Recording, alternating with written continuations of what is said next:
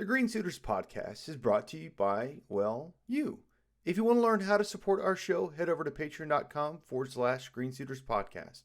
Before getting into this episode, we'd like to thank the following new patrons for pledging at the $3 tier or above: Gary Furness, Qualis Woodworks, Bob Stunts, Don Peisel, and Mike Ledon. Thank you for your support. We'd also like to extend our gratitude to Paul Soprano for leaving our very first Apple Podcast review. Thanks. Now, on to the show.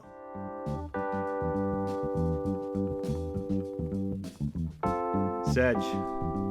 Yo. What's been new with you this week? Oh, man. Had a wonderful Labor Day. I actually took 3 days off. Did you go anywhere? Yep. My shop. We didn't. I was there too. I know. The boys, we didn't shoot any Sedge Tool video because Chris had stuff to do this weekend, and we just laid low. And I said, great. I pulled out my lathe. And I had a couple of handles I needed to turn, like file handles and chisel handles. And I had quite a few blanks just kicking around that I've toted around from shop to shop. And I turned some wicked cool stuff this weekend. So do you rehandle all of your stuff? No, I just, when I'm out and about, I go to like tool stores, antique tool stores, and for like 50 cents, $1, I see, this is a really cool like firmer, mortising chisel, and it's a socket. So I just, I turned some African blackwood for it this weekend, and it just came out spectacular. And I find chisels all the time, and then I rehandle them. Yeah. Because you find them in the box of box lots sometimes, and they're like marked 50 cents or whatever. Yeah. They're so worth it. You can put an edge on it and a heartbeat, and you get a really nice chisel. And sometimes I gift them. Yeah. But I needed some extra file handles for some rifflers and stuff like that, so I just did that, and it was fun. And then I had Jason, when you were over, you said, hey, what's that? And it's that walnut bowl I had in there. Mm-hmm. I finished turning that walnut bowl. I know, it looked good. Yeah, boy, it came out wicked nice. So that was my weekend, and it was absolutely perfect. But boy, I forgot how draining lathe turning is, because you have to concentrate continuously on that. And man, I was exhausted yesterday afternoon. So that was my weekend. How about you, Ben? What'd you do? Took the girls, went to Jennifer's parents. They have a condo at Virginia Beach. And so just kind of had fun in the sun the whole weekend. And then I had class Monday, so I had to come back for that. But on Monday? Yeah, it's a private school. They don't have to follow federal holidays, so bunch of jerks. Whatever. But no, it was a really fun weekend. I didn't have any work or anything that I needed to do, so it was just having fun, and I got to just focus on having fun with the kiddos. And then last week I started on Jen's door. It's behind me right now, and so I'm filling in all the voids and stuff like that right now. Why is there any voids? Well, like just like knots and stuff like that. That's I don't understand. What are voids? Just the natural voids in the wood whenever you process. Not mistakes. Got it. No, not mistakes that I made. No, not at all. And never mind that two-tone side of the door. That's not a strip of MDF that I had to put in a groove that was done on the wrong side of the style. That's all right. It'll be painted. Yeah. It's fine. It's fine. It's Putty fine. And paint will make it what it ain't. Yeah. But no, just that. And I started school last week, and it's going well. Oh. Cool. And I got something, Sedge. What do you think it is? Put your clothes back on. What? Oh, you got the Hive. Oh, you got one, the Hive notebook. They're nice, right? Yeah, it says you use a pen or a pencil with yours. That's a good question. I bear down. No, I bear down heavy. Yeah. So I use both. But when I was writing with the pencil, it was not bleeding through, but the paper's kind of soft, right? Yeah. Yes, it's I knew that's where it weatherproof. was going. So you can't use it. Like I've been using a gel pen because that's all that I have.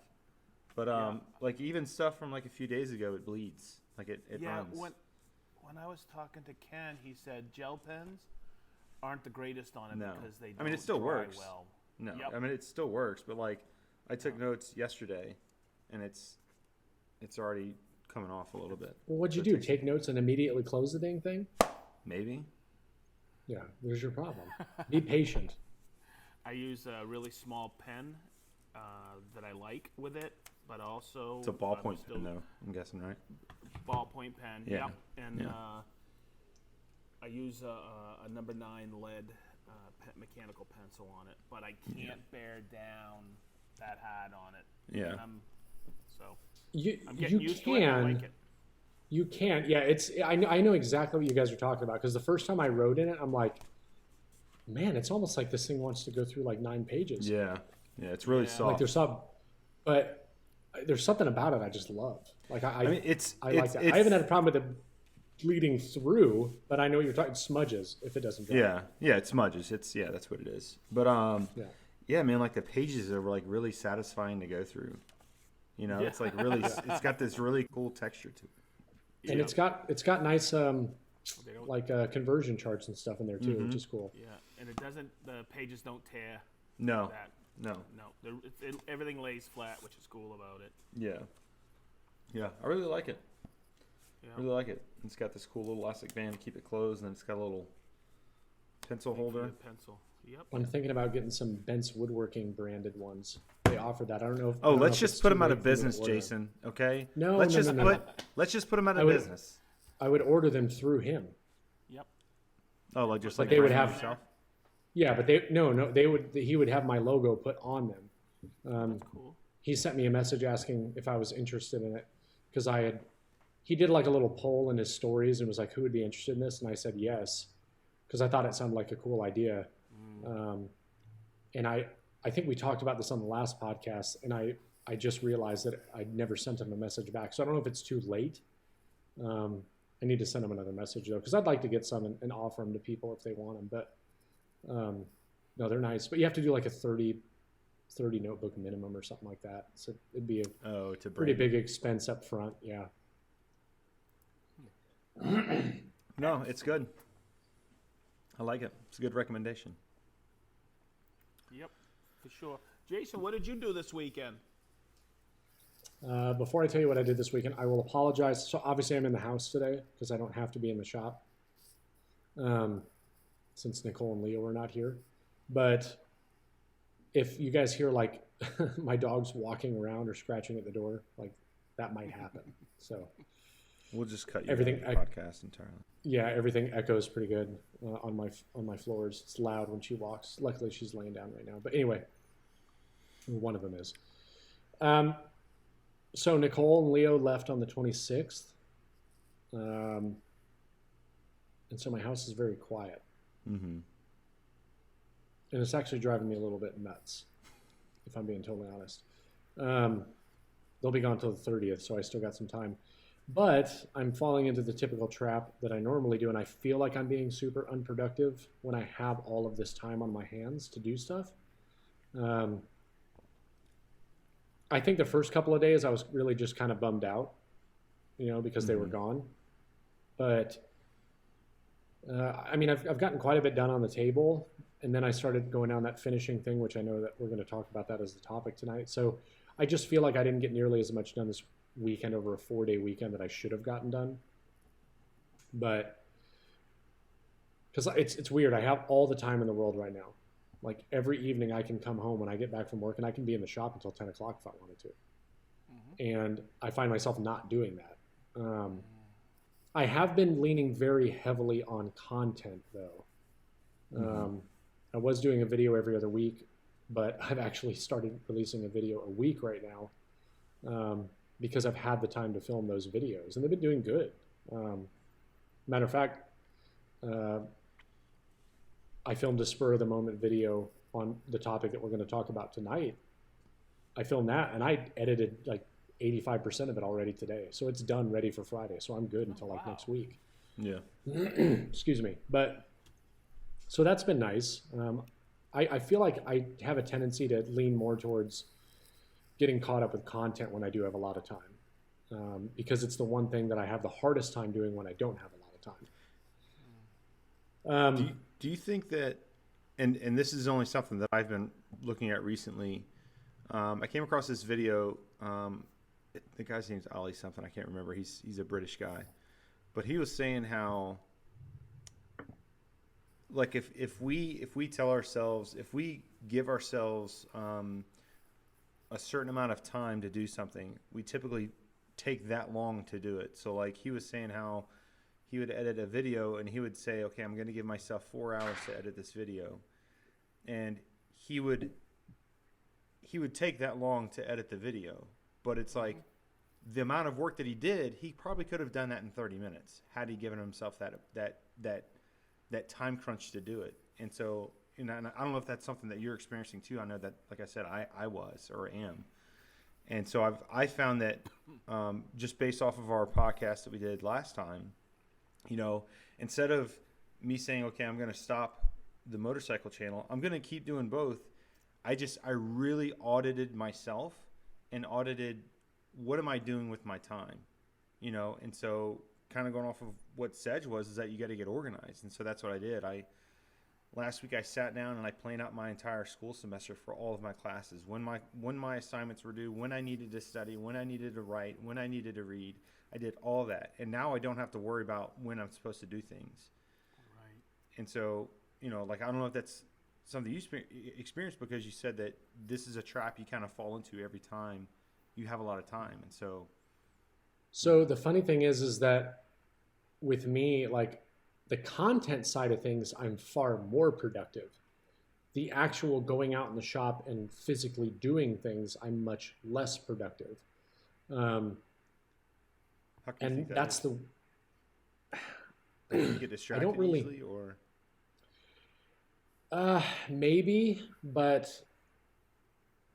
I don't know. I look at it with the content side of things. It's like I kind of hold myself to a schedule for that. There's always that schedule in the back of my mind. But when it comes to the build, I'm not up against any timeline for the build. Now, granted, I want to get this table done. I literally, the only thing I have left to do is the finish prep and the finish. That's it. So it's not like I have a ton more to do, but I do have a lot of work left to do. Because I want to start the bed that I want to build for Leo. But it's just like, I think about it now and it's like, well, I've got time. I can wait an hour. I can wait 2 hours, or I can go do this, or I can go do that. So I don't know. It's just weird. Like I said, I get way more productive in the content side of things. My biggest struggle right now is that I just can't wait till I retire. So I was thinking about this on the way to work today. I want to be able to put myself on a schedule and say, like, Monday is admin day, you know. that's what Monday, Wednesday, Friday is content shooting and editing. Tuesdays and Thursdays are building. And I have all these different strategies for when I retire. But anyway, that's to get back on the topic. That's what I've been up to. It's been nice. Plus, you know, I'm working, obviously, like that changes things a lot too. And sometimes I just don't really feel like doing much when I get home.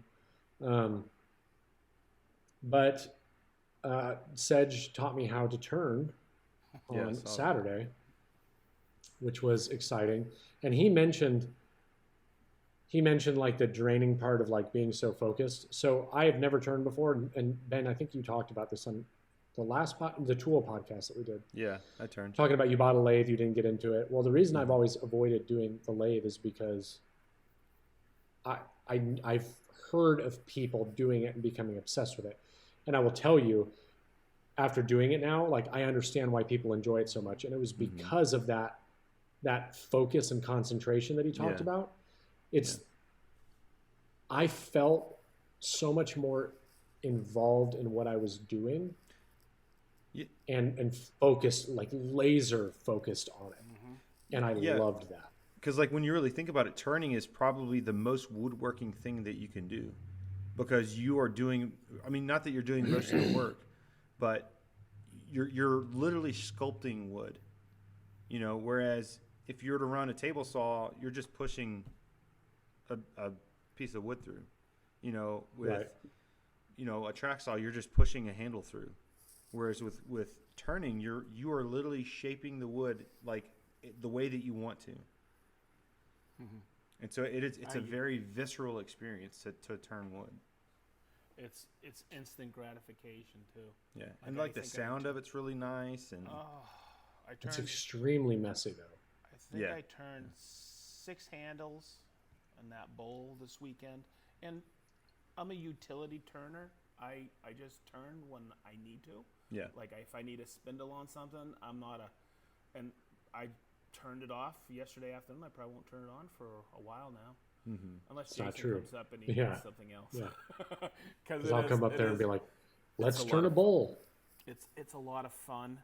It's that instant gratification. You can finish right there, and you know. So what I do is like when I'm out and about, and I'm picking, I'll see a blank that somebody's selling, or what are you gonna do with that scrap piece?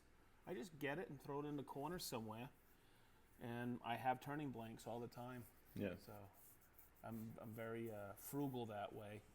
Like there was this 4x4 sitting in the corner somewhere, and someone says, "Yeah, I'm just throwing it away." I don't know what wood it was, but boy, I turned a couple pieces yesterday from it, a couple handles, and it's just extraordinary wood. And I just think it's some type of oak. I can't, but it's beautiful. It's got beautiful figure in it. It's just weird. So I guess that's the thing that I really dig about it is Yeah. you can see it just.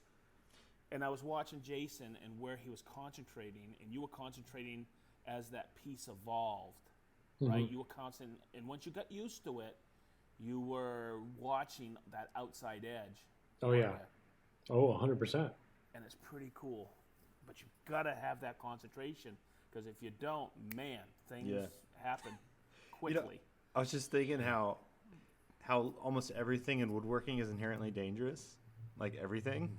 You know, like there's nothing safe about woodworking at all. It's a very dangerous hobby. Yeah. It's and not true. know If you have a saw stop, you can just take your hand and smash it into the bowl. Oh, stop it. It's Stop true. it. Yeah. It's funny. You know, you just said that, Ben, and I mean, our topic tonight is finishing, and someone may not think that's dangerous. Yeah, it can be. And it is extremely dangerous if you don't take the right precautions. For a lot of different reasons, it can be dangerous. Yeah, it is. And I get a lot of, I'm not going to say any stories, but I have friends who have passed away because they didn't take the precautions. Where they even admitted it to me. And they said I should have worn a respirator when I was spraying, because he sprayed his whole life and he passed away because of it. So Oh, wow. you gotta be very careful with finishing. I'm about to spray. It's water-based though, low VOC. Yeah. Okay. I'll be fine. Yeah. I'm really excited to talk about my.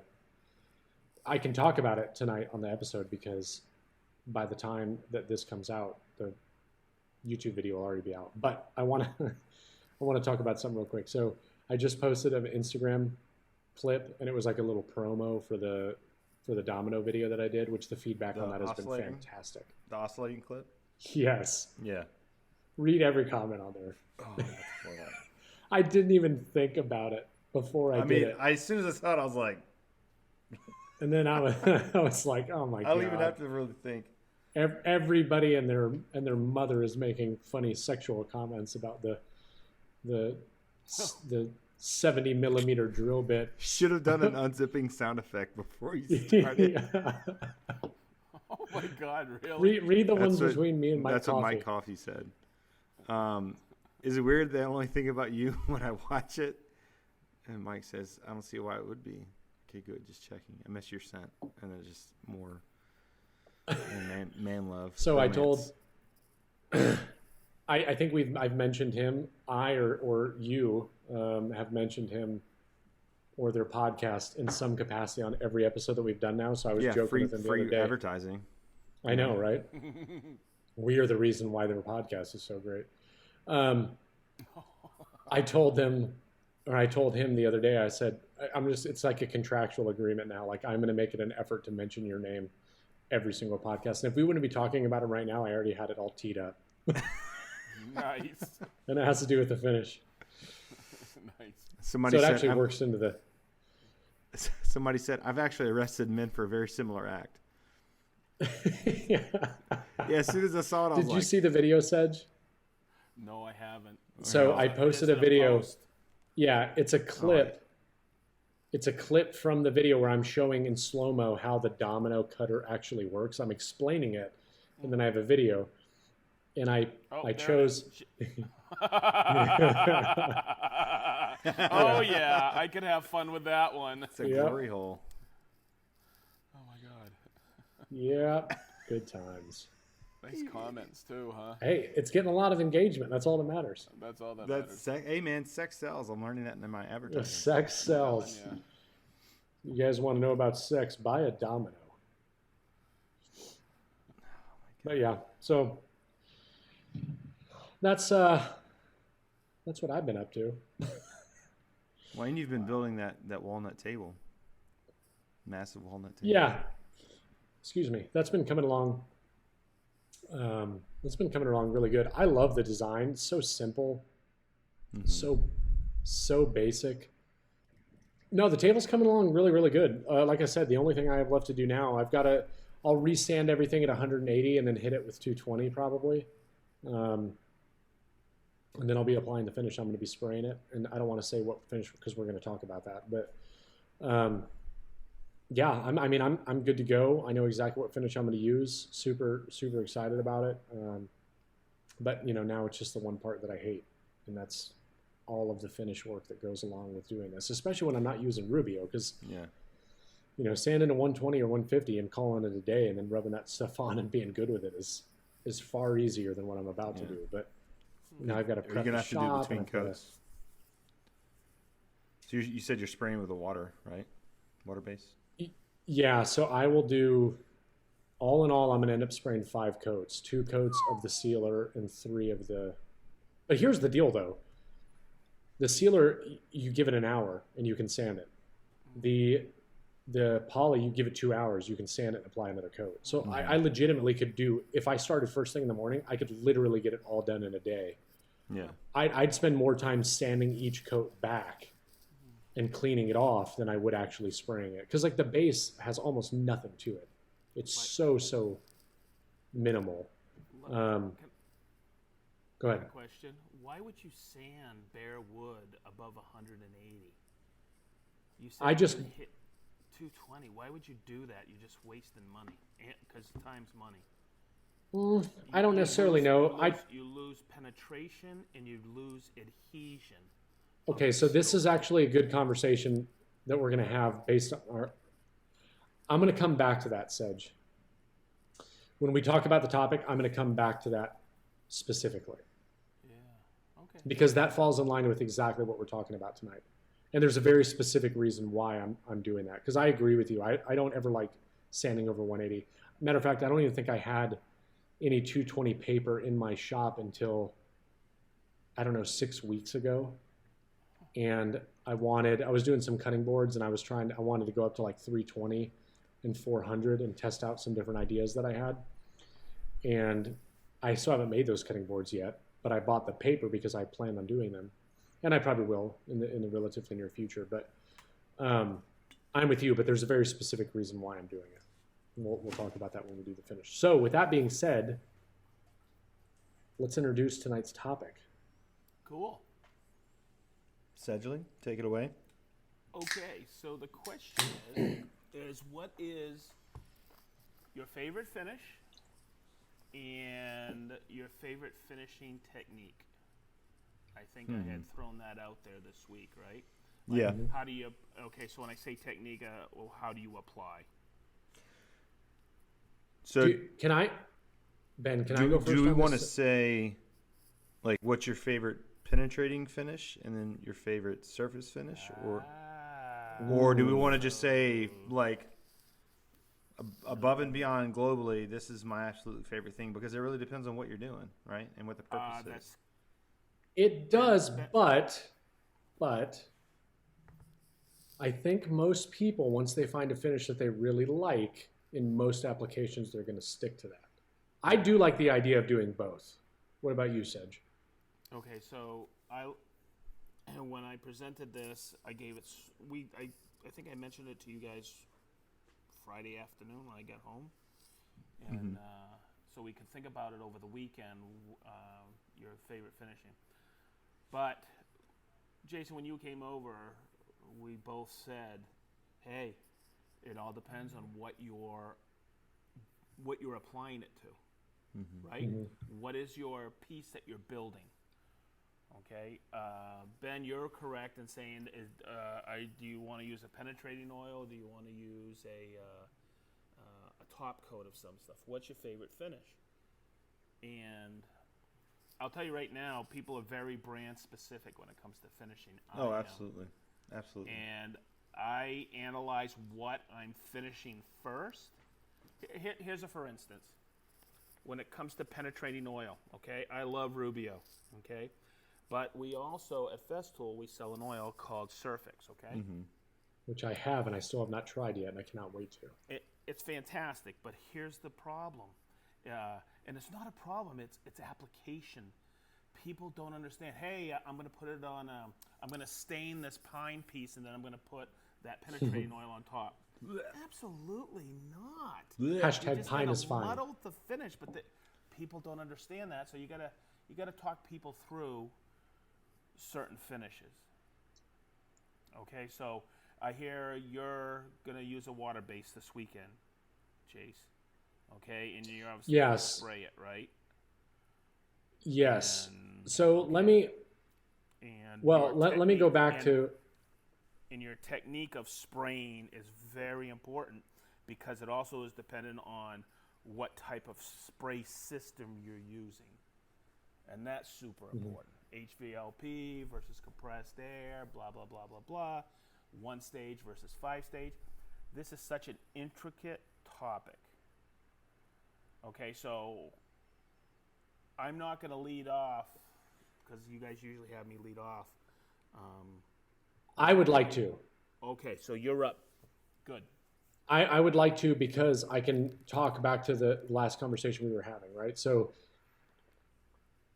what I do think we should do is keep this a little more basic and not dig into the weeds of like, okay, if you're using a 5-stage turbine system, this is what you would set versus a well, good, because I don't even know what any of that is. So it's fine. But I just don't think we should dive that deep into it. Okay. However, I do want to talk about both, a penetrating and a top coat.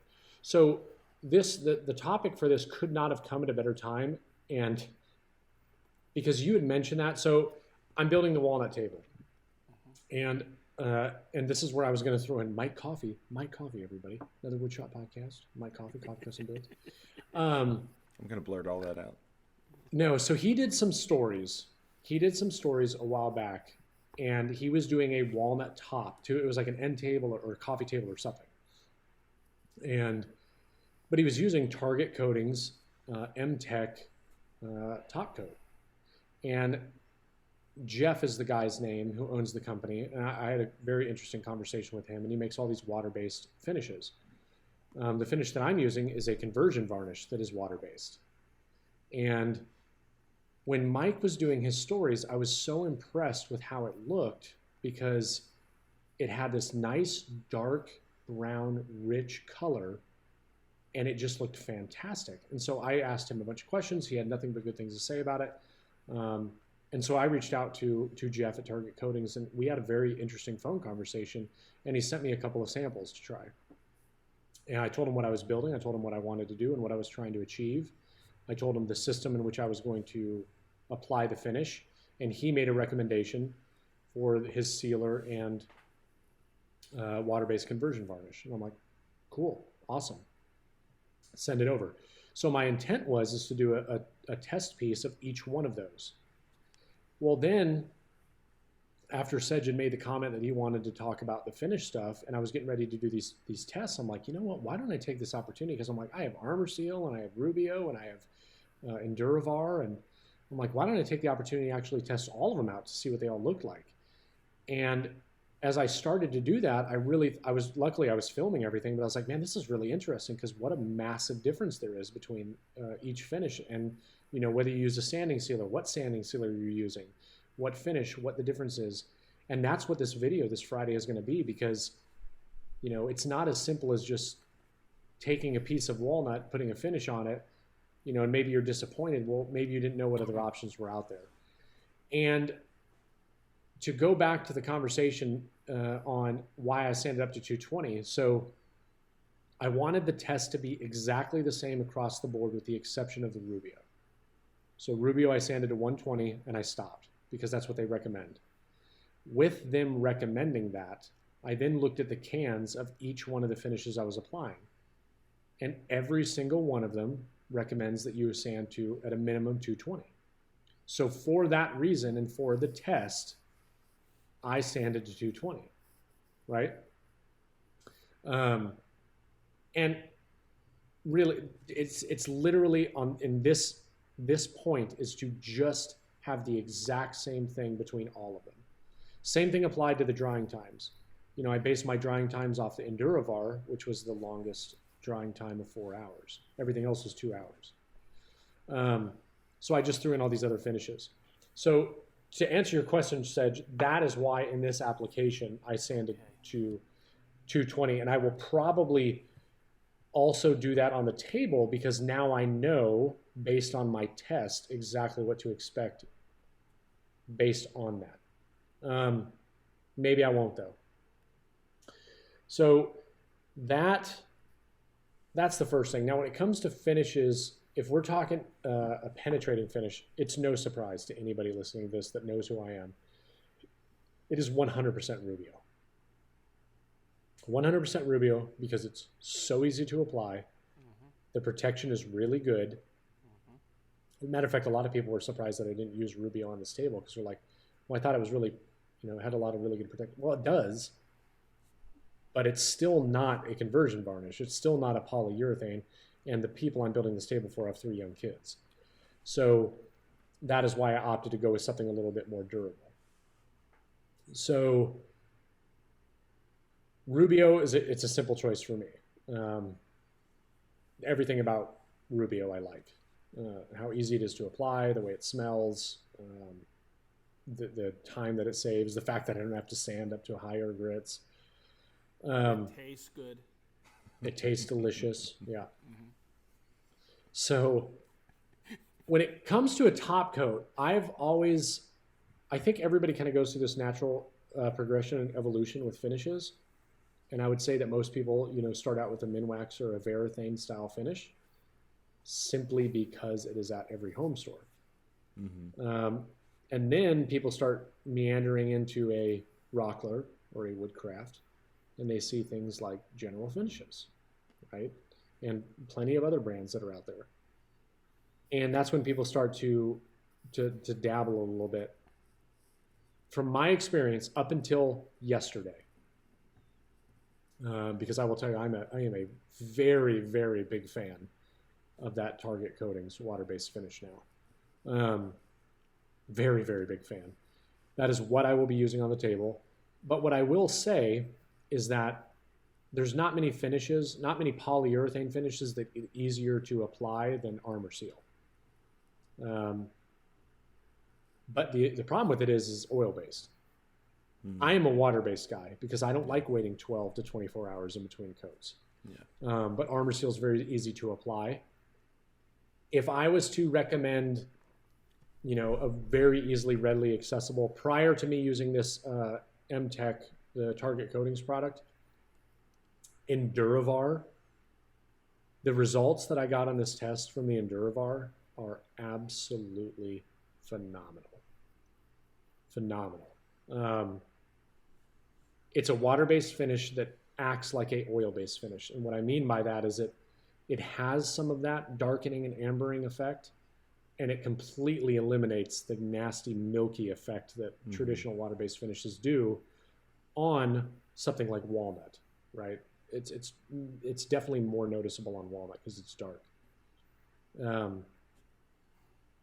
But Enduravar was definitely a big favorite of mine. Armor Seal was a big favorite. The reason I've always liked General Finishes products is because they self-level very, very well. Better than any other finish that I used prior to that in terms of a polyurethane style. But that Target Coatings, I'm excited for this video to come out, and I cannot wait to spray it. Because that conversion varnish, typically you would spray a conversion varnish. You wouldn't brush it. You would spray it.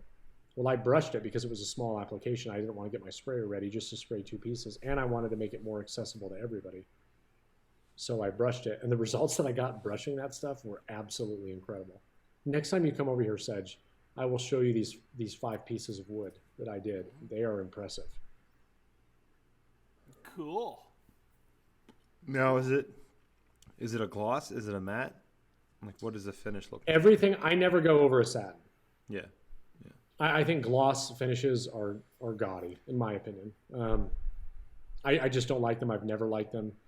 I'm a big satin guy. However, the one that I'm using from, I tested satin conversion varnish from Target Coatings, but he sent me 2 samples. He sent me flat and he sent me satin.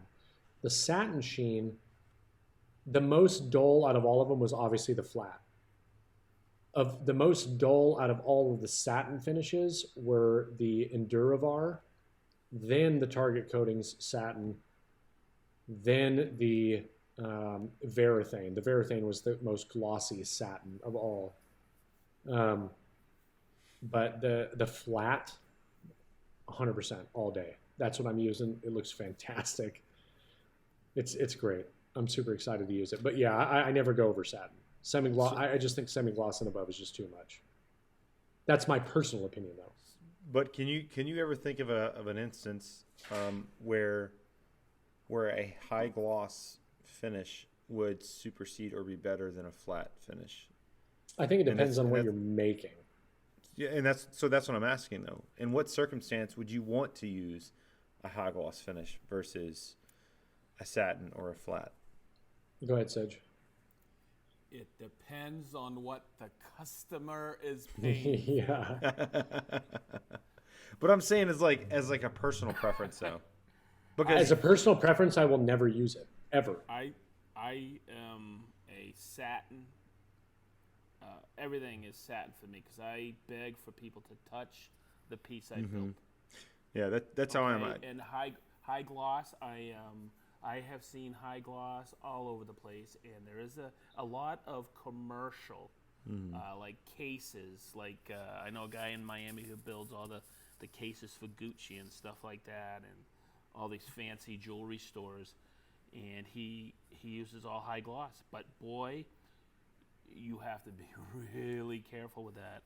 Yeah, high gloss is going to show defects. From a mile away, so. Yeah. I think high gloss is usually reserved, at least when I see people using high gloss, super, super figured woods. Mm-hmm. Really figured woods, I feel like I see a lot more glossy finish when it's really figured woods.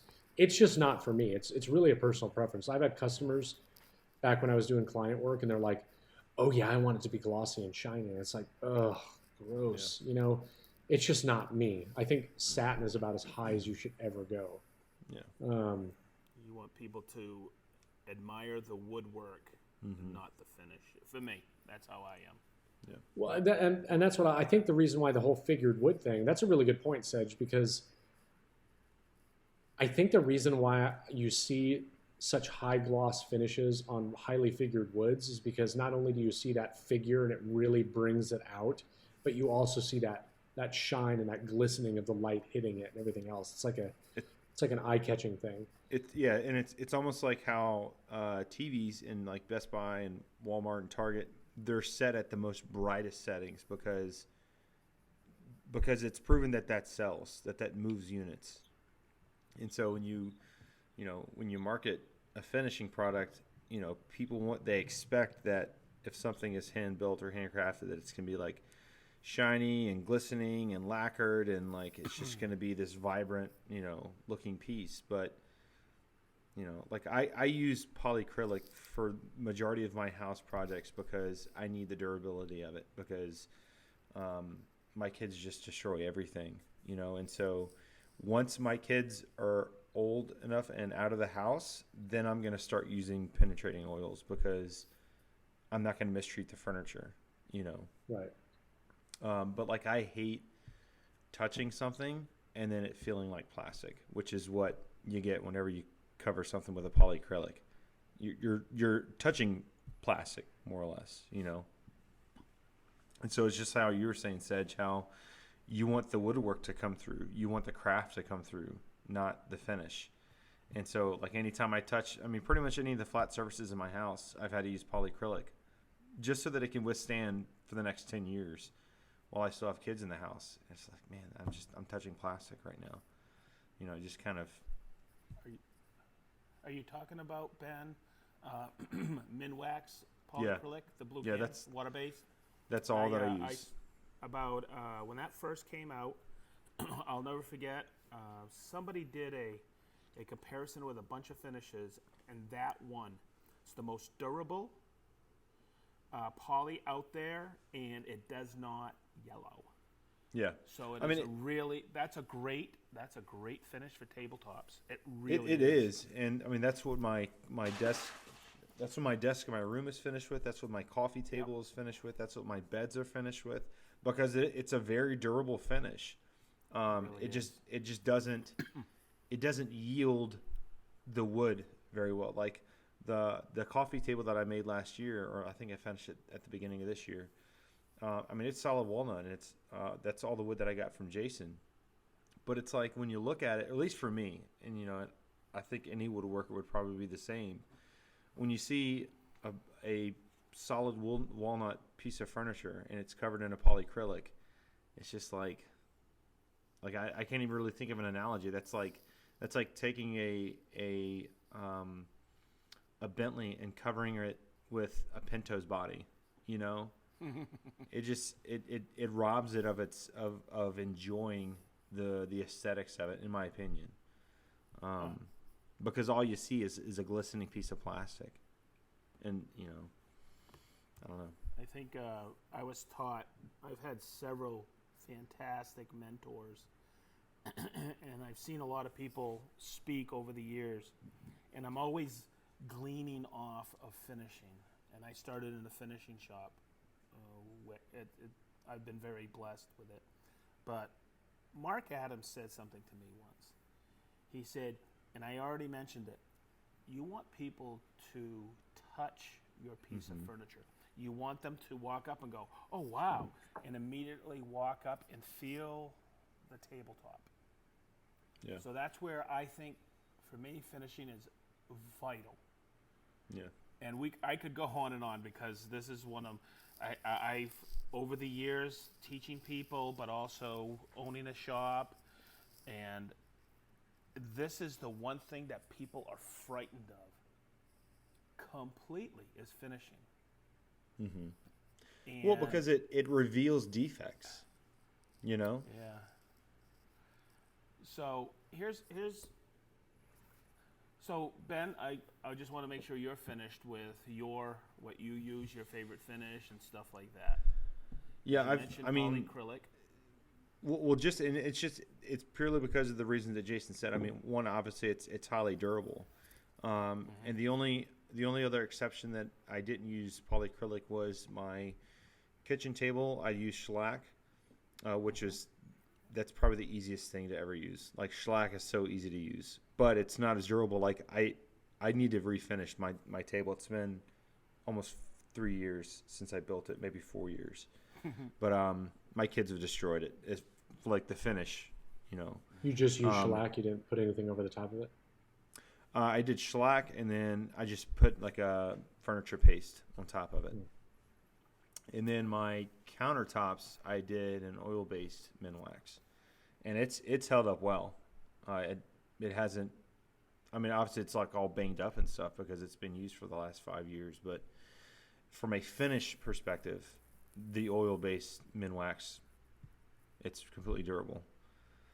But yeah, that's what I use primarily at least right now, is the polyacrylic, the water-based polyacrylic. Man, But I would love to use Rubio. It's just not readily available for me. I have to order everything. I'm so far away from the closest Woodcraft is like an hour and 15, 20 minutes away. So it's wow. yeah. If I want to get my hands on Festool, if I want to pick it up, I have to drive quite a ways to get it. Wow. Yeah. Where's that out of Woodcraft, you said? Yeah. Whereas Have Lowe's you dabbled is, with General Finishes at all?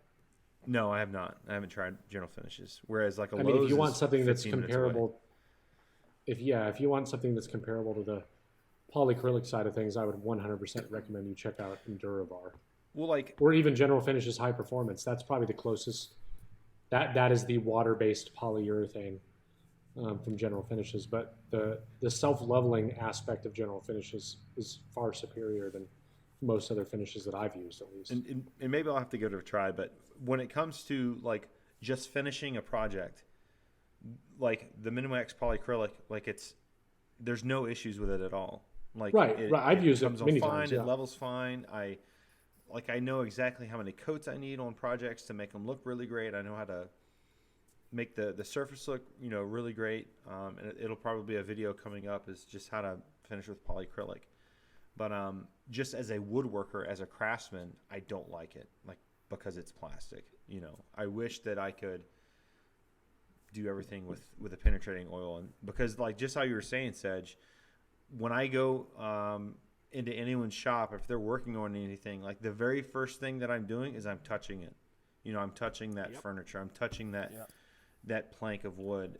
There's a really everything? bespoke. You touch my plank of wood? Oh, I He stroke dropped your, it. I He stroke your dropped, wood. he dropped bespoke. He dropped it. He dropped it. But there's a How dare really you, Ben? a really great furniture store that's about an hour away. It used to be on one of my motorcycle routes, but like they have Target? no, it is a chain in Virginia, but Ben's but it's all Woodworking hand anymore? it's all Yeah, Ben's Woodworking. handcrafted. It's all handcrafted furniture, but it is incredible work. Like some of the best craftsmanship that I've ever seen. And when I go into that store, like for one, it inspires me to build things. I appreciate that. What? I sell all my pieces there. Shut up. But anyways, but I'm always touching all the pieces, and again, just to kind of reinforce what Sedge was saying about a good piece of furniture should draw you to do that, and that's exactly what I do. And but yes, Sedge, to answer your question, that finishes my points. So back to you. Cool. Boy, you guys got some great points that you made there. Here comes the big but. You Some great points you got there, but let me school you young bucks on something. But Back in my day when Jesus was my apprentice, Oh my goodness. It's really cool, Ben, you mentioned shellac because that is the only finish that you can use both with water-based and solvent-based. literally Finishes. everything except Ruby. It is one of the most amazing finishes. I use shellac. I go and buy the Zinza Bullseye. I only use it for one application. I buy their seal coat and then I cut it 50-50. And if I'm building something out of pine, I do a wash coat. It's my seal coat. I do a wash coat with that, and then I sand it out with 180, and I eliminate virtually almost all the blotchiness in pine. And I got that tip out of my favorite book, or one of my favorite books is Understanding Wood Finish by Bob Flexner. And the biggest thing out of that book was oil and water don't mix. So if you're in a water-based system, you seal with a water base. You don't mix and match because that is where the problems happen. And I work with now it comes in a problem with bonding. Yep, exactly, adhesion point. And I work with a lot of paint companies at my day job, and I don't want to tell you a paint's a paint's a paint's a paint. They're all got different builds in their paints. But when they have a failure, guess what it is? An improperly prepped surface. Yep. Okay, so I think in finishing, the prepping of the surface is just as important as the finish you use. So Yeah. I'll get to my point right now. The top two finishes I use are Rubio, because for a penetrating oil, I just started using it a couple years ago, and I love it. I've used the other penetrating oil I'll tell you I really like is the Surfix system. I really like it, but I like Rubio. And on a personal note, for my home stuff. Now, when it comes to finish, I am a solvent-based son of a gun, and I spray nothing but ML Campbell Magna Max. I used to do Magnalac, but now I spray Magna Max. And here's why I'm saying this is what I sprayed in my cabinet shop at Fort Lauderdale, and there's a reason to this. And I've seen this with tool brands and sandpaper brands and finish brands. Once somebody gets, and hardware. Okay, so once you get into a hardware company, okay, like I'm a Bloom guy. I know a lot about the Bloom catalog. I'm not going to go buy Salice. I'm not going to go buy Grass. I am set into Bloom. Like I am set into ML Campbell because ML Campbell taught me how to spray properly. They had a great training. Okay, any problems I had with a finish, they were there at Hardware Specialties in Boca. Just fantastic customer service. But boy, I sprayed all their stains. I spray Magnum, and it's simple. It's nitrocellulose lacquer, and you can't mess it up. Okay, it's just so easy to spray. It's ridiculous, and I do spray most of my stuff. Even if I only have like a couple of doors, I'm just so used to spraying, I'll just throw it in there because cleanup's easy once you understand the whole process of it. If I get two What doors to sprayer spray, do you have? now that's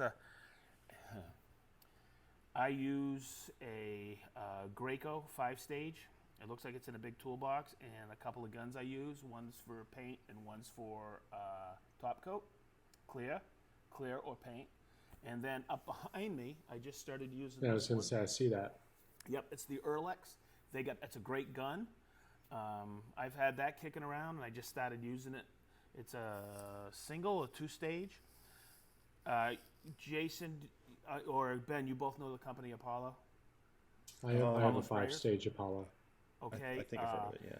I used to shoot with their original HVLP. It looked like it was cylindrical, and it looked like an upside-down top hat. They're the folks who invented HVLP out of California. And my mentor, Ralph Jackson, I used to spray with that Apollo sprayer. By the way, that was the only HVLP system out there in the beginning. And I used to spray with that. He taught me how to use that.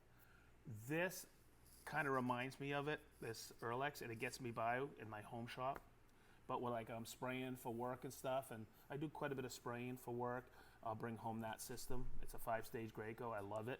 But I'm looking to get a new system, 5-stage, because a 5-stage will atomize the thicker or more viscous material. So that's the whole thing. That's why you go with a 5-stage, because it breaks down or atomizes the thicker liquids with the right tip. And yes, I'm trying to do something this fall on Sedge Tool to step through different spray techniques. Because once you understand how to spray, the sprayers are all great, whether it's a Fuji, Apollo, Graco, all of them are great. It's also the technique of spraying, and it's more so that way. Over the years, I've sprayed with $20 guns and gotten great finishes because I was taught how to spray. Yeah. Okay. Well, and if you're like a master at spraying, do you want to come spray this table for me? Well, the thing that people avoid. I'm being serious. No, but it's so there's techniques to it, and you just have to do that over time. It's learned over time. You just gotta get into it. It is wicked easy once you understand the basics to it. But people don't. I think the number one thing about spraying is your pattern of spraying, so you don't get fat lips and you don't get pore overlap. Mm-hmm. So there's just so much technique to it of spraying. But yeah, I would say ML Campbell. My two top finishes are ML Campbell and Rubio. And you know what's really funny?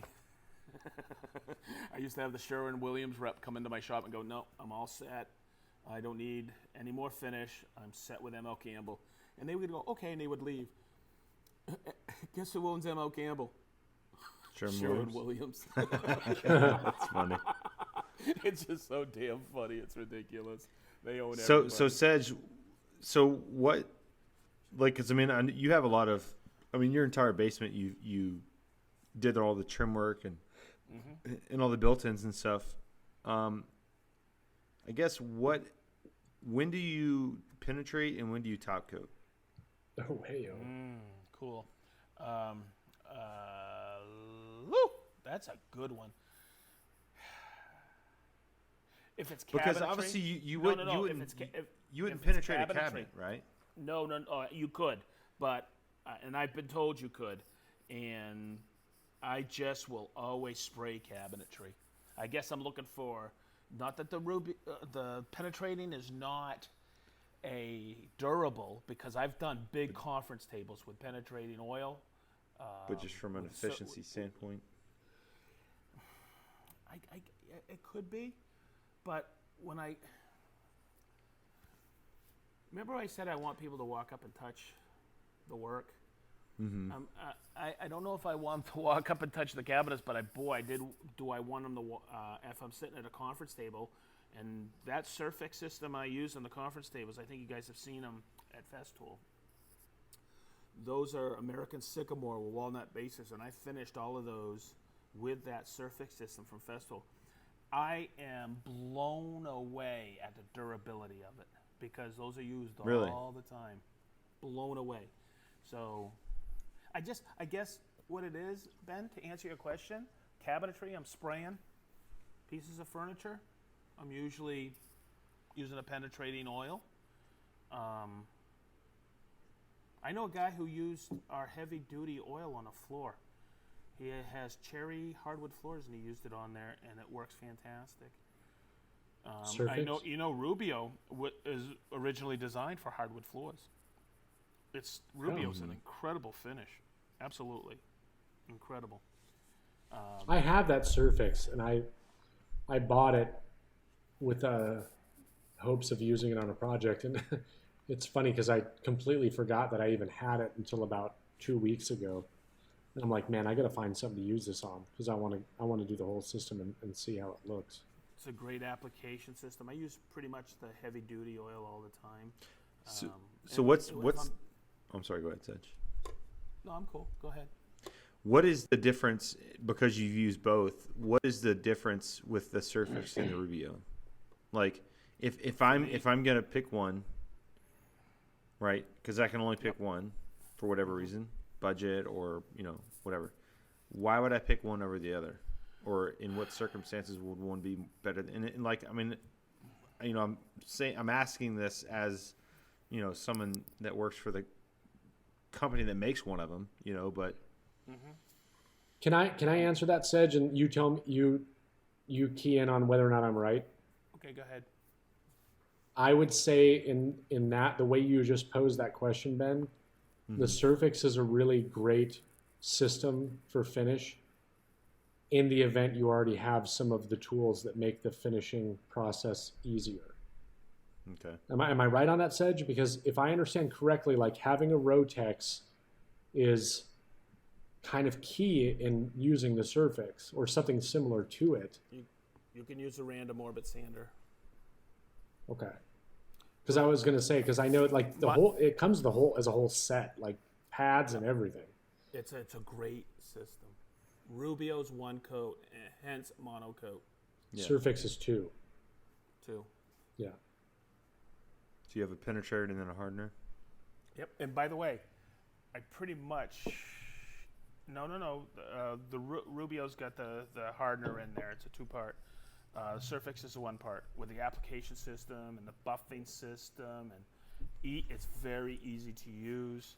I like the Rubio. I like both. Okay, I've used Which both. one smells better, though? I think the Rubio smells better. Wow, And I think it tastes better. Rubio smells great. Yeah, Why are you and by the eating way, it, Sedge? That explains a lot. I have no affiliation with Rubio. They're friends of ours. With that being said, the sponsor of work today's with video is Rubio Monaco. So yeah. I like using lacquer, the solvent based. I stay away from poly. I think poly feels a little plasticky. Yeah. Like you said, Ben. But it's easy. I like the durability for tops. Yeah. So let's pivot this and talk about another topic when it comes to finishing, and I think this is important, and the listeners probably get a lot out of it. I think one of the biggest mistakes that people make when it comes to finishing is they overfinish. And let's talk about that for a minute. And the reason I say that is because this goes back to I was that person too at one point. I would never look at the can, see what they recommend and be like, nope, I need another coat. Nope, I need another coat. Nope, I need another coat. And this also goes in line with chasing that perfection, which is another episode that we had where we talked about it. Which is why you stay away from gloss. Yeah, which is, their sixth coat and there's still little imperfections, and they're like, oh, I got to sand it back again and put another coat on. Well, no, you don't, right? So, I think over finishing is a big problem. And what this test showed me, and I have a lot of experience. I don't have a ton of experience, because I've only been woodworking for 6 years now, but I have a lot of experience using polyurethanes, and I've screwed a lot of them up, and I've done a lot of ones nice. But doing that test the way that I just did it, this weekend, is different than I would have ever approached something like that before. And what I will tell you is the look of plastic is highly dictated off of how many coats you're putting on, what finish you're putting on, the surface prep that you did prior to it, how thick of coats you're putting on. Because I'll tell you right now, after looking at, I'm looking at a table right here that I have all my stuff set up on, and we bought this table. This is our little breakfast room table, the oak one. It's clearly got a polyurethane or something on it. And I don't look at this and go like, oh, I think this looks plasticky. You can tell there's a finish on it. Yeah. But you're going to get that with any finish you use unless you're using a penetrating oil. Yeah. If it's a film forming finish, it is always going to look like that. Yeah. Right? Because you are putting something on top of the surface. Yeah. As opposed to penetrating the finish. So like Rubio. Rubio makes the wood look natural. But doing this test that I just did, there's only one of the finishes out of the 5 tests that I wouldn't want to put on my table because of that. And that was the Varathane. And it wasn't because the Varathane with shellac underneath it actually looked okay.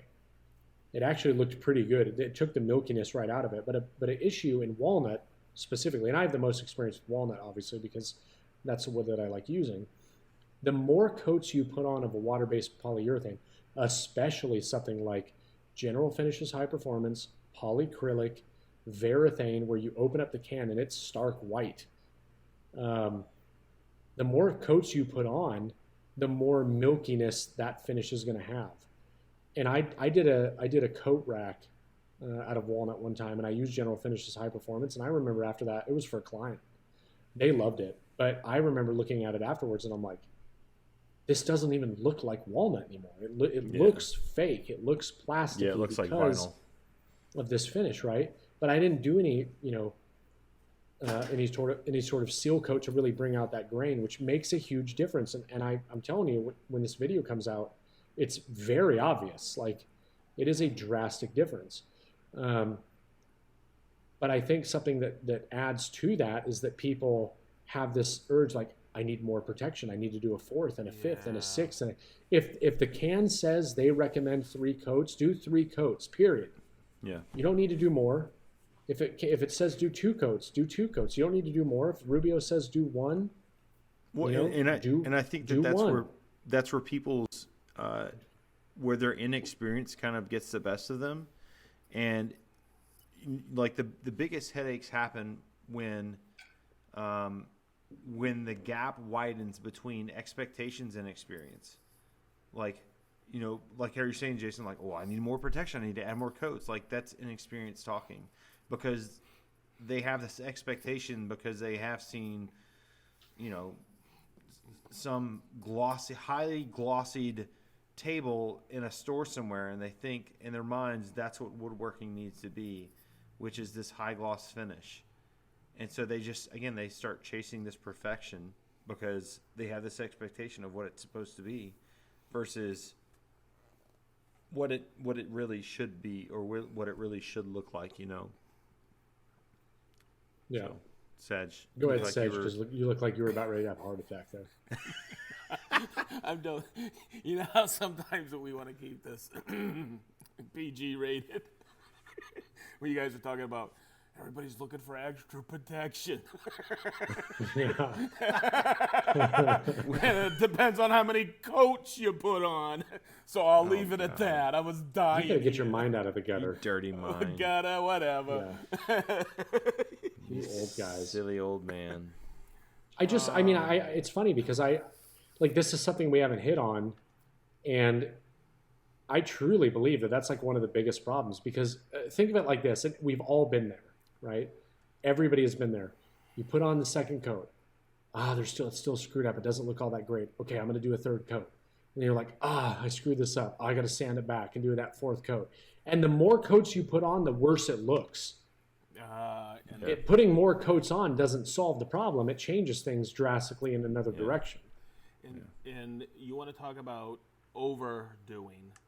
It's just like my business partner one time. I hate wasting time, but my business partner he was spraying one night, and I looked at him. I go, "What are you spraying the side of the cabinet for?" He goes, "What do you mean?" He goes, "I want to protect in the backs." He was spraying the backs and stuff like that. I was going, "Mikey, what are you doing? That's a waste of time. We're going to be banging another cabinet up against it." People overdo. You don't have to finish all the sides. It's plywood. Right. Go. People, there's so many myths about finishing. It's ridiculous. Yeah. It really is. Now, I'm glad you brought that up, because recently I've actually gotten quite a few questions just out of the blue, and people were asking me, I'm doing a butcher block island top, or I'm doing a dining room table. Do I need to finish the bottom? And I'm like, yes, you do. Are you using hardwood? Yes. I always have felt like if you're going to finish a project, cabinets, I agree with you 100%. It is absolutely ridiculous and a waste of time to do the sides, because guess what? The wood's not going anywhere, right? Yeah. It's not, that cabinet's not going to move. That plywood is not going to, it's not going to change whether or not you put finish all over the outside of that cabinet.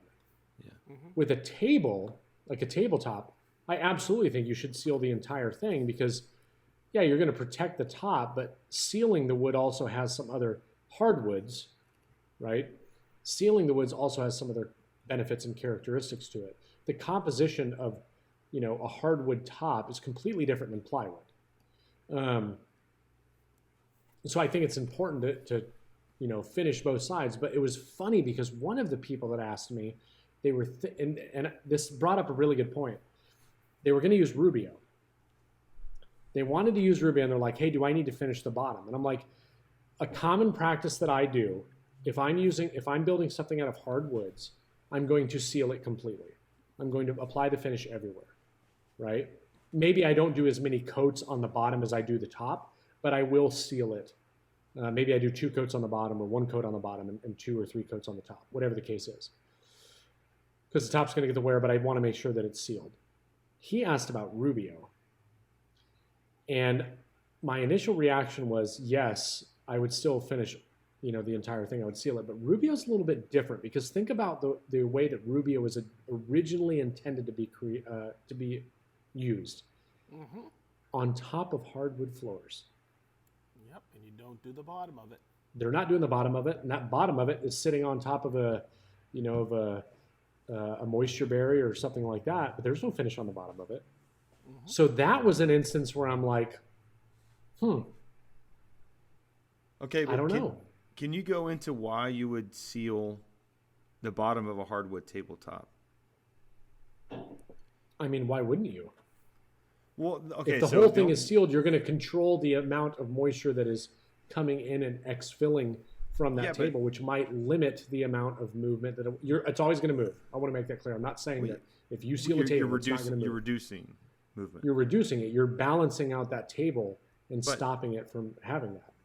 I guess it's, depending on what wood it is and how straight the grain is, and how it's cut, if it's flat sawn, quarter sawn, rift sawn.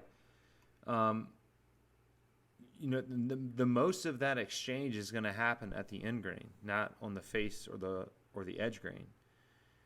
And the only reason why me personally, and this is why I'm opining it from y'all, is the only reason why I would seal the underside with just one coat would be just so that there's a little bit of uniformity coloring, so that way if somebody ever looked underneath, that it wouldn't just look completely different than the top. But yeah. So, like the hardwood, the white oak table that I have as my kitchen table right now, I didn't seal the underside. I sealed the top side and the edges, and it's done with a breadboard. But I've had that table for almost 5 years now, and it is not moved at all. Like the breadboards and the boards themselves, they have been even the entire time. There's never been a gap, whether it's summer, winter, it doesn't matter. I think I made it in the winter. Like that breadboard has never stuck out less or shrunk in more than the horizontal beams or the horizontal planks. Now that's just one table. The coffee table that I made at the beginning of this year, or that I finished at the beginning of this year, I didn't seal I think I did seal the underside with just one coat. So, how necessary is it? Because you're talking Rubio, that's a pretty expensive product compared to a polyacrylic. No, it's not. What's that? It's not. A lot of people have that misconception, but like when you really break it down to how much Rubio you're using versus polyacrylic, it's actually less. It may be the same, if not less. Oh, okay. Well, because it's one coat versus 3 of polyacrylic. That's a whole other conversation. But yeah, I know what you're saying. I get what you're saying too, and it does make sense. It's just from the get go. You see a little can costing this much, whereas you look at a polyacrylic where it's this big. Yeah. But I get what you're saying. Well, I want to hear Sedge's thoughts on this, because I know where you're going, Ben, and you've said your part, I've said mine based on my thought process. And I would love, because I'll tell you right now, if Sedge ends up saying some stuff like you're wasting your time, I might change the way that I do things from now on. But yeah. Sedge, you used to do carpentry with Jesus. So what did you guys do? You guys make me laugh. Jason, I was in your corner about finishing all sides because of, as I call it, potato chipping, right? Then I read an article that made a lot of sense. I'm trying to, as you guys were going through this, and this person called it a myth about finishing all sides of a tabletop. And he said, go look at colonial furniture that has been around for a couple hundred years here in the U.S., or even go over to England and look at some of the furniture. They didn't finish the underside. I mean, I could just come over to your house and look at some of that. Stop it. So I won't coach people on whether to finish undersides of pieces of furniture. I go, whatever makes you feel comfortable. And that's how I always tell people that. I'm building. I have this slab I'm looking at across the shop that I'll be finishing, but I'm going to coat top and bottom because I'm in your corner on this, Ben. It'll be one coat on the bottom, and well, actually, it'll all be Rubio, but it's for coloration. So it's for So- aesthetics purely, not for function. Not wood movement. I've finished. Let me make it clear. I do not finish the bottom the same way that I finish the top, but I will put a finish on the bottom. So maybe I'm more on the side of Ben. The way I'm looking at it is just different. Yeah, Because if I put 3 coats of polyurethane on the top of a table, I'm not putting 3 on the bottom. Ever. No, certainly not. And that's where I'm agreeing with you, especially if it's like a client build. Like I'm going to do the underside because what if somebody drops a sock or something? They're looking like, holy crap, like they didn't even do the bottom side because I would expect a traditional customer would be like, well, that's not finished. So I think it's important to. And they're always right. Yeah, and I'm not gonna finish the top of the cabinet either. Yeah. Well, Cabinets is a different story. Yeah. Cabinets is a different story. Plywood is a different story, right? You're not going to get that movement out of plywood. Like a plywood box is a plywood box. I agree with you. The visible parts, because if you were going to say that, like I'm with you, Sedge, 100% on this. Like if I would never finish the sides of cabinets if they were not going to be visible. Matter of fact, I would just buy pre-finished plywood. A perfect example of that, single-sided pre-finished plywood. Exactly. The single side that's pre-finished is going to go on the interior of the cabinet. They don't expect you to finish the outside because the plywood's not going to move, right? Yeah. So no, I'm with you. Like, don't waste your time finishing that entire box. It's like, my favorite style of cabinetry construction is, brad nails or now narrow crown staples. Now that I have the narrow crown stapler and screws, Yep. and I'm not filling those holes unless it's visible. So why even worry about the stuff on the side? So no, I agree with you on that. But I just looked at a hardwood top as being a little bit different. wait, you're but saying no, Jason, I definitely that you're not going to domino all of your cabinet carcasses? absolutely not. Hell no. I'm just joking. No. The only reason I would put dominoes in a cabinet is to make the assembly process faster. Haha, that's the way I do it. That's it. That's the only reason. Yep. I still would not glue them. I still wouldn't do anything. I would just, No. hey, I can pop it together real quick. Bing, bing, screw, done. Yeah. Bing, bing, screw, I screw. use bing, bing, screw. That's a technical term for us in the biz. Sounds like an adult film title. That's right. I know that I told you guys this in the text, but I really appreciated the conversation we had in the last podcast. Like I have felt so much better, especially the advice that Sedge gave, because we all know that Jason gives pretty shitty advice. But I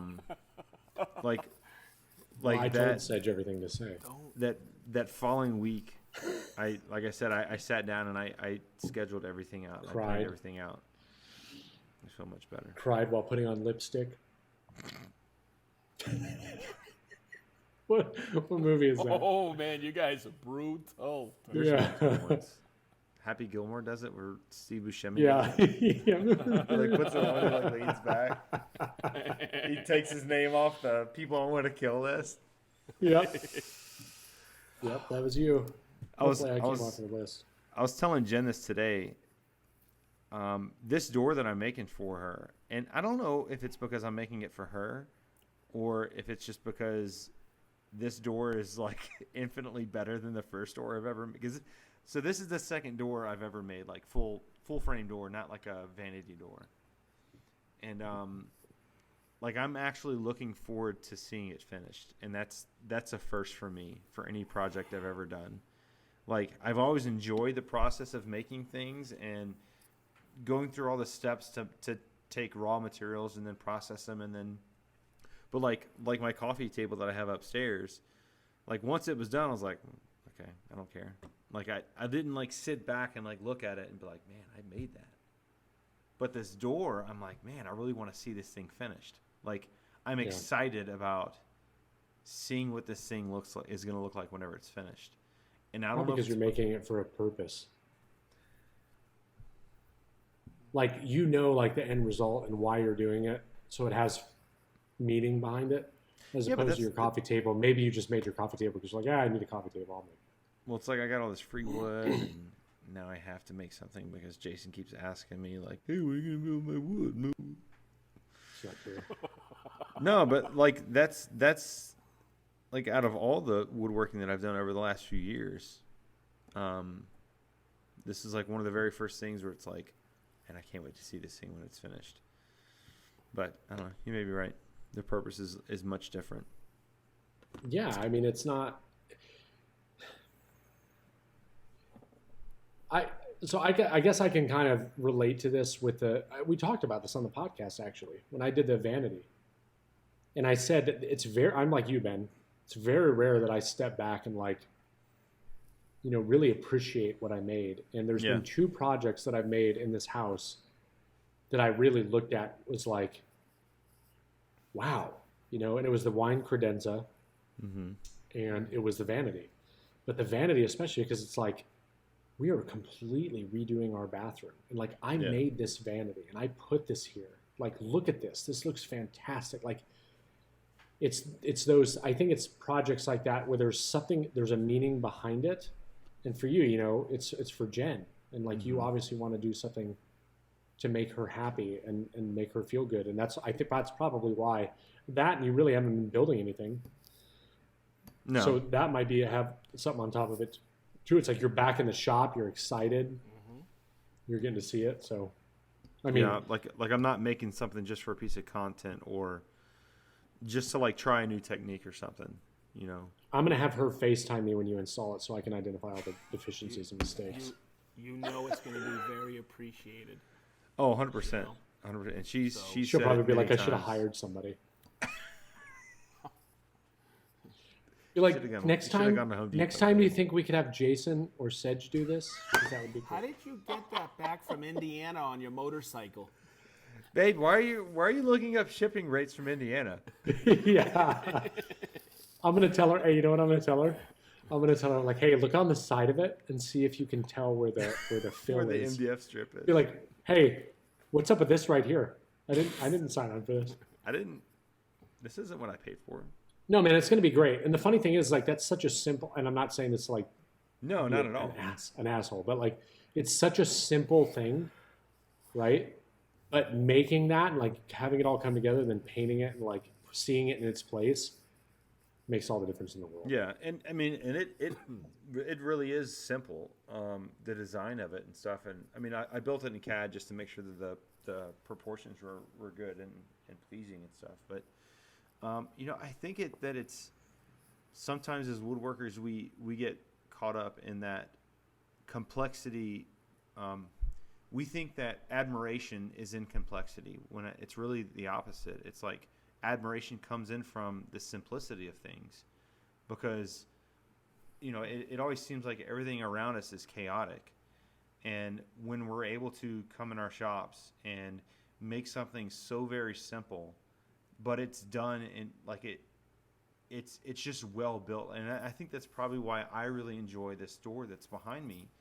It is a very simple build. It's just a 5-panel door with rails and stiles, but I took it from raw materials. I went with poplar, by the way, mainly because it was like half the cost of hard maple.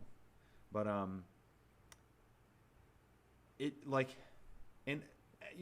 don't want to shove branding down people's throats, but like there's a reason why I have a bunch of white and green sustainers behind me. Like, there's no way that I could have made this door in the way that I made it without Festool. Like, without the precision of it and stuff. And like people say that Festool is like premium tools and premium line and premium price. Well, it's like, well, guess what? It gives you premium results. And it has been so easy to make this door. It really has been easy. And granted, I have experience that's coming behind it. I've been a woodworker for 5 or 6 years now. But like, because of how easy it has been to make it and how easy it has been for the tools that I have, like it makes the process so much more enjoyable for me. And plus, you know, it being a simple design and stuff, but man, like it really was like I want to make more doors for my house now because of this one particular build. You won't do it. What? Balls. No, like whenever I can even start renovating this basement that's behind me, because eventually this will be my living space. Like I need some pocket doors. I need. Ooh. What? When you're ready to do that, me and Sedge should make a road trip. Yeah. We come out there and we'll like hang some drywall. We need some Planex action going on. No, seriously, that would be so much fun. I've already had that thought in my head. Man. Sedge, wouldn't that be awesome?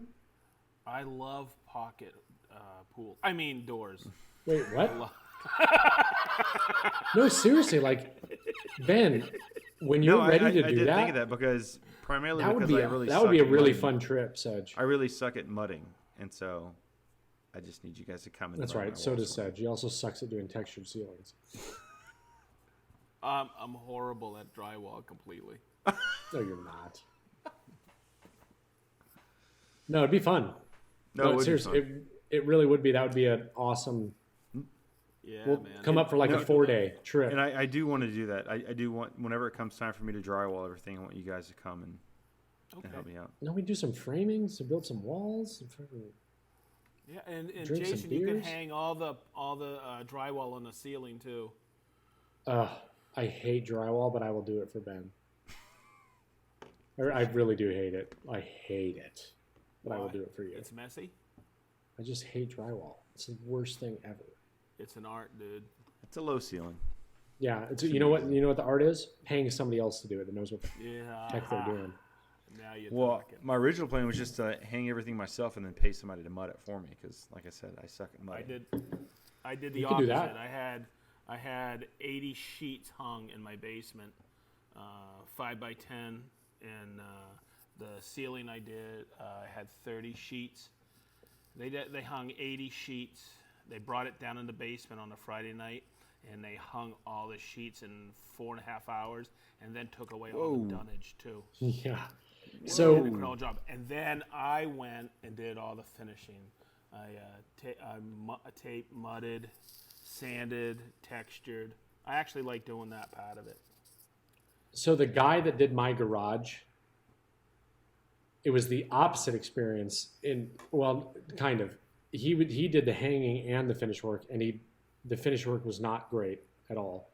I had a very bad experience with the entire thing. But I'll tell you what, when him and his buddy came out to hang that stuff, I watched them and I'm like, holy cow! Like how fast they were. Mm-hmm. I was just like, this is incredible. But we're getting off on a weird tangent here, Ben. Well, I mean, we've already covered the main topic, I think. Yeah, but we got to do the world hates Jason. Oh, Jason, nobody gives it. They do. They love it. And I've got some good ones tonight. All right. Okay. I've actually had a lot of really positive. Like, I had to look. I had to go back like 2 weeks to get some comments ready, and I have a few. Okay. Well, are we ready? So I can do the... Everyone hates Jason! All right. Okay. Are you ready for the first one? I'm ready. You know, I thought about leaving a hateful comment, but I figured it would have been missed. I made a comment on your video yesterday. I'll respond to it tonight. You didn't respond to it at all. So it's because I do it like every few days now. Ben, you know what? When you get to my level, you know what I mean? Oh, you can't be doing it every day. You got to carve time out every few days. Trevor! Hang on, Trevor's my assistant. Trevor, pull up the YouTube comments for me. I'm kind of a big deal. People know me. Oh my God. Where's my mocha? Trevor! I said I wanted it now! Oh my God. Why are we not doing this every week? That's what I just don't understand. Why are you crying, Trevor? Such a bitch, Trevor. This is the This is the first one. The first one is on my shop tour video. Wow. Wait, which one? The Georgia shop? 2020 shop tour. I have a 2021 shop tour. I'm going to be putting that out at the end of December to close out the year. But this one, obviously I'm not going to read the name, but it's like a Russian or somebody. Weird Boris. letters. I don't really understand. Boris. Say his name. Yeah. It's okay. Boris. It's Russian or something. I don't know. Helmut. It's a short comment. It says, "It's not a workshop. It's a demo shop."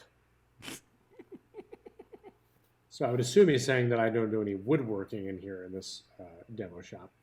The next one is from my How to Make Drawers video. Wow. And then, unfortunately, I don't have the context as to exactly what he was commenting on, but I have a feeling he was being an a-hole.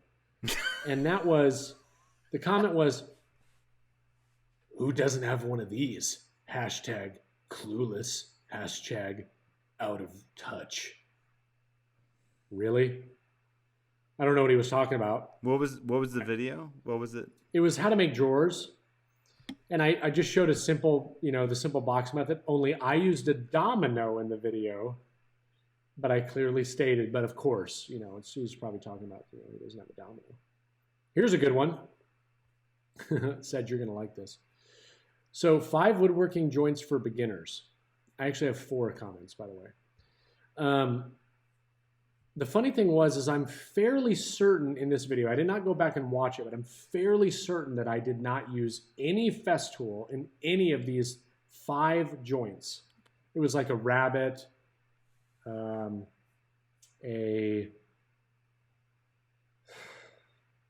know, just weird different things, right? This is the comment. Festools and the rest of the equipment is not exactly beginner's stuff unless you were born with a golden spoon in your mouth. That's not even the same. That's not even the same. All this person saw... if we were born with a plastic spoon in our mouth, Jason Bent. All this person saw, the only thing that this person saw was the tools in the background. Because I promise you right now, I did not use those in this video. All right, here's the last one. Here we go. This was on my blade comparison video. Okay. When I was cutting melamine. Yeah. Which I used Festool blades and not Festool blades. This person says, Festool blades are overpriced rubbish. They blunt after a couple of cuts. Aftermarket cheap blades are the way to go. 1/4 the price, better cuts and longevity.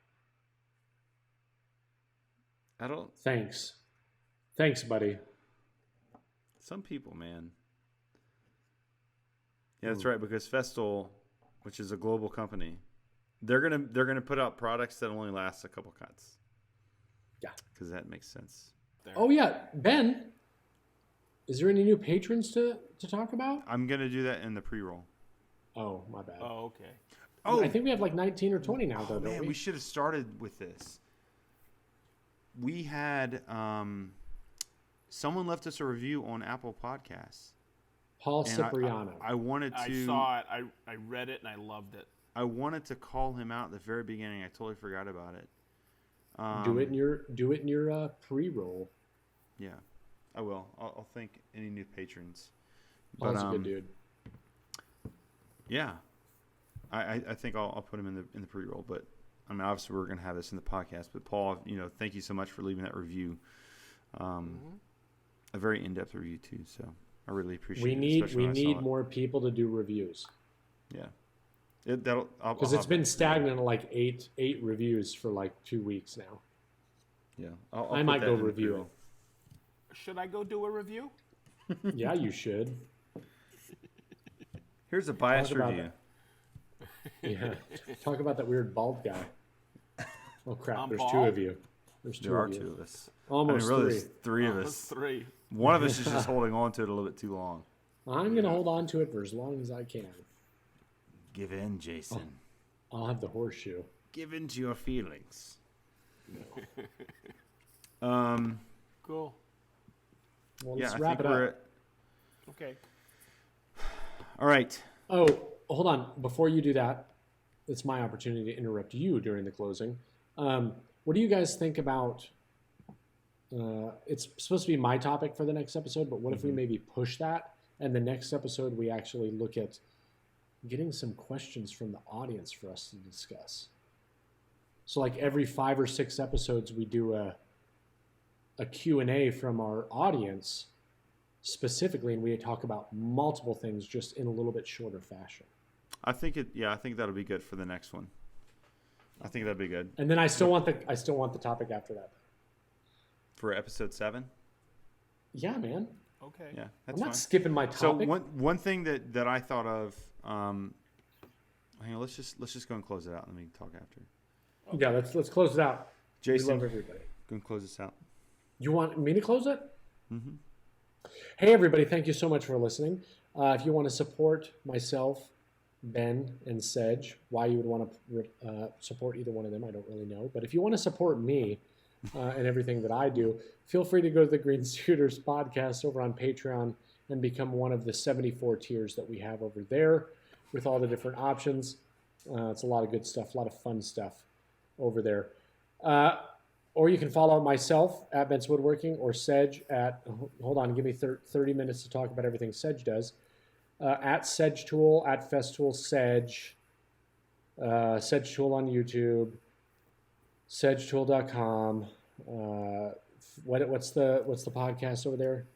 Festool Shop Talk on Spotify. Festool Shop Talk on Spotify and Apple. I mean, literally, like, just type in Sedge and you're going to get like 9 trillion things. What? You know. Yeah. Ever. Whatever. And then Ben, and really, we don't really know anything about Ben. He kind of just came on the podcast at the last minute. But I just showed up. It's like, hey, I got a random invite. I don't know. My God. Ben Marshall Designs on Instagram, Ben Marshall Designs on YouTube. Yep. And also, it's what's your motorcycle one, Ben? Adventures on Zero. Adventures on Zero over on YouTube. So, thank you so much, everybody, for chiming in. And again, if you guys listen to this podcast and you enjoy it, please just go over to. I have no idea if it even means anything, but everybody says that, and everybody says that it works. So go over to YouTube, leave us a review if it gets more people's eyes on this, and share it. Share it with all your friends. Wherever you listen to this, leave a review. Yes. Whatever platform you listen to this on, leave a review. And share it. Share the podcast with your friends. Let them know that this exists, because we are only doing this for you guys. Yeah, we try to extend the community, because we all have seen the benefit or have heard the benefit of having a good podcast when you're in the shop or wherever you are. And we just wanted to kind of keep that sense of community going, because we obviously all three of us love woodworking, and we just want to kind of keep those topics going. We want people to become better at what they want to do, and that's why we pick the topics that we do. We try to share the wealth of knowledge. Yeah, and like Ben and I, we're like that next step past a beginner, and then Sedge is like, he basically taught every professional in the industry how to do things because he's so old. Yeah. So we have a really good mix. And we just have him around so that we can tap into the boomer demographic. Oh Exactly. my God. So like people in their 70s and 80s actually listen to the show because of Sedge. Oh, Maybe even in their 90s and 100s. Ever since Sedge was on QVC, they've been hooked on Like, it. yeah. Oh, you guys are pieces. We love of you. week. We love you, Sedge. Love you guys. All right. All right, everybody. Thanks, Thank you so much for listening. Thank you. And we look forward to you guys listening to us in the next one. Yep. Thanks. Hey, this has been co-host and editor of the Green Suiters podcast. This episode is over, but if you want to hear more topics like this and you want to be a part of our conversation, head over to patreon.com/Green Suiters podcast for early access to each show. If you're listening to this on free feeds, be sure to leave us a review wherever you listen to podcasts. Thanks for listening, and we'll see you in the next episode.